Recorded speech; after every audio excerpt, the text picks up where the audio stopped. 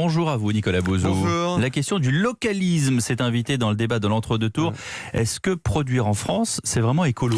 C'est pas si évident que ça dépend. Alors c'est une idée qui est très répandue dans le spectre politique. L'idée c'est que c'est le transport au fond qui fait l'empreinte carbone et donc il faudrait consommer local et produire local. Il faut diminuer les échanges internationaux sur l'autel de l'écologie. En réalité c'est plus compliqué que ça et c'est même une prise de position en fait qui est plus idéologique qu'écologique parce que quand on regarde l'empreinte carbone par produit, on voit en réalité que le transport pèse très peu. Si vous prenez le steak par exemple, le bœuf, l'empreinte carbone, elle ne vient pas du tout du transport, mais de l'élevage et de la consommation de terres disponibles. Vous pouvez prendre d'autres aliments, l'huile, les tomates ou le poisson, c'est la même chose. La contribution du transport aux émissions de carbone est marginale. En fait, c'est la production qui compte. Dans tous ces aliments, il n'y a guère que le sucre qui fasse exception. Mais donc ça sert à rien de consommer français ? Alors en fait, avant de consommer français, si on veut être écolo, il faut consommer écolo.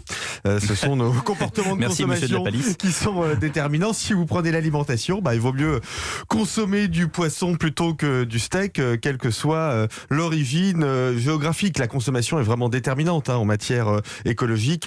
Vous le voyez aussi dans le domaine de l'énergie. Si vous conduisez à 110 km/h sur l'autoroute, ça, évidemment, c'est écolo. Donc ce qui est déterminant, c'est de décarboner notre consommation, mais aussi, bien évidemment, de décarboner notre production, parce qu'il y a bien une guerre industrielle de l'écologie. Comment ça, une guerre industrielle ? Écoutez, il va y avoir une demande mondiale très forte pour les produits décarbonés. La prise de conscience du réchauffement climatique aujourd'hui, elle est partout, quasiment partout.